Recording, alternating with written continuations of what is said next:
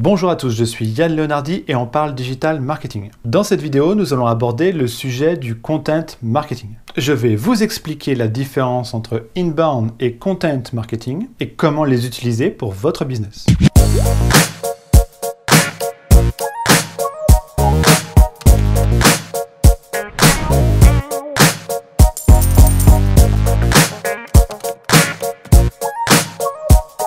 Alors, le digital marketing, comme toute discipline liée au numérique, utilise beaucoup de termes relativement récents et presque toujours anglophones. Ces notions marketing qui apparaissent et qui circulent ne sont pas toujours bien comprises, ni bien employées. Perdant au fur et à mesure en pertinence, on finit par ne plus savoir ce que cela représente. Nous allons voir aujourd'hui deux exemples. Des termes marketing essentiels, mais qui sont souvent confondus et utilisés l'un à la place de l'autre. Le content marketing et l'inbound marketing. Ces deux notions sont absolument clés dans le marketing digital aujourd'hui. Elles s'articulent et fournissent les canaux marketing les plus efficaces pour la plupart des business. En plus de bien connaître la différence, la maîtrise de ces termes va vous permettre d'avoir une meilleure vue d'ensemble et une meilleure organisation de votre stratégie de croissance. Dernier point et non des moindres, ne faites pas comme j'ai pu faire il y a quelques années. Les stratégies inbound et content marketing ne sont à envisager que si vous avez déjà votre product market fit. Si ça vous dit rien, j'ai fait une vidéo sur le sujet que vous pouvez retrouver dans la description. Sinon, vous risquez de changer en cours de route d'audience, de message ou de produit avant même de récolter les premiers bénéfices de ces stratégies, qui sont bien sûr très longues à mettre en place.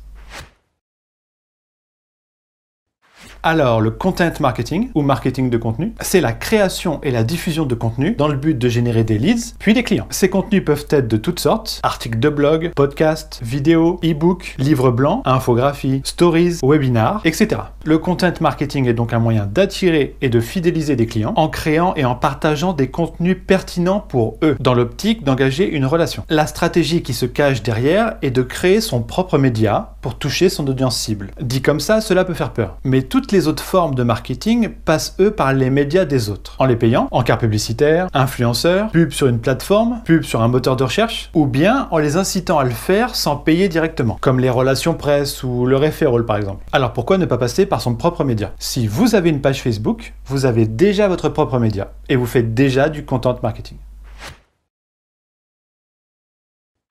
Pour la mise en œuvre, il faut développer des contenus qui résonnent avec les intérêts de votre audience cible. Des intérêts liés directement ou non à votre produit. Le but n'est pas forcément d'essayer de convertir à la première visite de votre contenu. Si le sujet de votre contenu est directement lié à votre produit, vous pouvez toujours essayer. Mais sinon, le but principal, c'est d'offrir de la valeur. Devenir une autorité de confiance dans votre domaine. Générer des leads en plaçant des call to action dans votre contenu. Je vous montre juste après. Et lorsque cette relation de confiance est créée et que vous estimez que vos prospects sont prêts, là, vous leur proposez vos produits ou services. Voilà un bon exemple de tentative de conversion directe.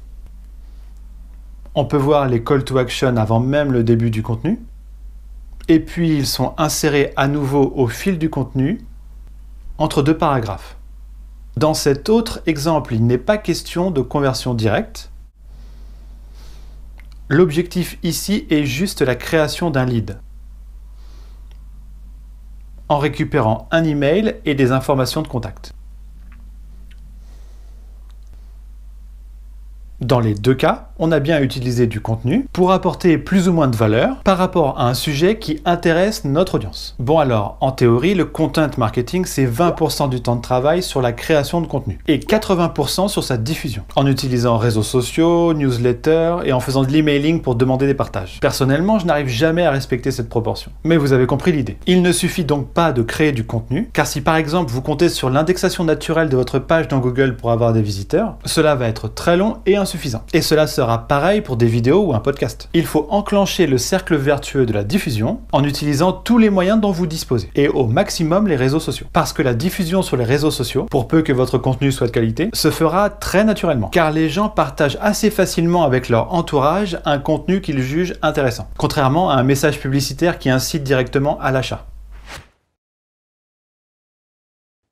L'inbound marketing, pas connaissance de traduction utilisée, est une notion marketing plus générale, en opposition à outbound marketing, qui consiste à aller chercher les clients potentiels, en les appelant, en faisant du cold emailing, en les démarchant d'une manière ou d'une autre. L'inbound marketing consiste donc à faire venir le prospect à soi, en gagnant son attention. Jusque-là, ça ressemble à la définition du content marketing. Mais l'inbound marketing, lui, englobe l'ensemble du processus, allant du premier contact avec votre marque jusqu'à la conversion, puis l'optimisation du repeat business. Autrement dit, l'inbound marketing englobe l'ensemble des moyens permettant d'attirer des clients potentiels et les convertir. Le content marketing n'est qu'un de ces différents moyens, au même titre que l'acquisition grâce aux relations presse, au SEO sur une landing page, mais aussi de tous les autres moyens utilisés lors de la suite du funnel de conversion. Les séquences d'emails automatiques, le suivi analytique, etc. Le content marketing est un des moyens utilisés par l'inbound marketing pour atteindre son but. Et son but est de constamment optimiser ces différents funnels. L'inbound marketing est donc ce concept global qui prend en considération l'ensemble des paramètres qui permettent d'obtenir des clients de façon dite passive, ou plutôt quasi automatique, on va dire.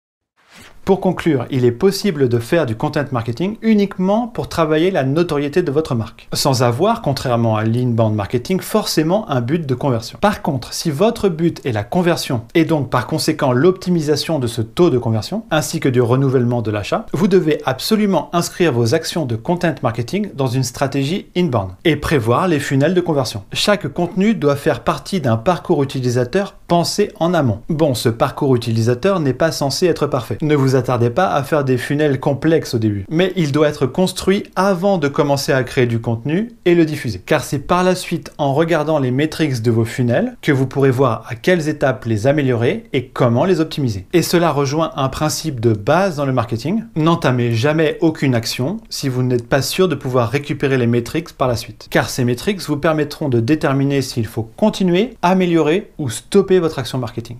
Merci beaucoup d'avoir regardé cette vidéo. J'espère qu'elle vous a aidé à comprendre la différence entre content et inbound marketing, comment les deux notions s'articulent et surtout comment les utiliser pour votre business. On reste en contact avec la newsletter, le lien est dans la description, et je vous enverrai d'autres conseils et bonnes pratiques en exclusivité. Si vous avez un business qui tourne, un product market fit et que vous voulez grossir et augmenter vos revenus, allez faire un tour sur handlers.com, le lien est dans la description, on peut vous aider. Si la vidéo vous a plu, mettez un pouce, partagez-la au maximum, et bien sûr, abonnez-vous à la chaîne en cliquant sur la cloche pour ne manquer aucune de mes vidéos. On se retrouve très bientôt, ciao!